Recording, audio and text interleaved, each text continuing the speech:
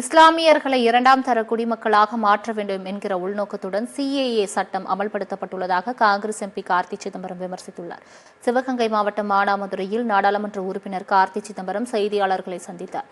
அப்பொழுது பேசிய அவர், தமிழகத்தில் போதைப் பொருட்களை கட்டுப்படுத்துவது மட்டுமின்றி போதைக்கு அடிமையானவர்களை மீட்க மறுவாழ்வு மையங்கள் அமைக்க வேண்டும் என்று கூறினார். பாஜக ஆளும் குஜராத்தில் தான் அதிகமான போதைப் பொருட்கள் கைப்பற்றப்பட்டுள்ளது என்று குறிப்பிட்ட அவர், இதனை நாடு தழுவிய பிரச்சினையாக பார்க்க வேண்டும் என்றும் தெரிவித்தார். இஸ்லாமிய மக்களை இரண்டாம் தர குடிமக்களாக மாற்றும் உள்நோக்கத்துடன் சிஏஏ சட்டத்தை மத்திய அரசு கொண்டு வந்துள்ளதாக அவர் குற்றம் சாட்டினார். இலங்கை அகதிகளை குடிமக்களாக சேர்த்துக் கொள்ளாததற்கு மத்திய அரசு விளக்கம் அளிக்க வேண்டும் என்றும் கார்த்தி சிதம்பரம் வலியுறுத்தினார். இந்தியாவை சுற்றி இருக்கும் நாடுகளில் இருந்து வரும் அகதிகள் என்று கூறும்போது இலங்கையில் இருந்து வந்த அகதிகளை இதில் சேர்த்துக் கொள்ளவில்லை.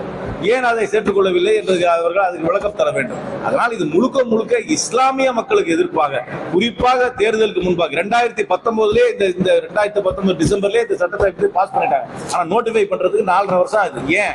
ஏன்னா தேர்தலுக்கு முன்பாக ரமதான் ஆரம்பித்த நேரத்திலே அவர்கள் வந்து இஸ்லாமியர்களுக்கு ஒரு அச்சுறுத்தலாக இருக்க வேண்டும்.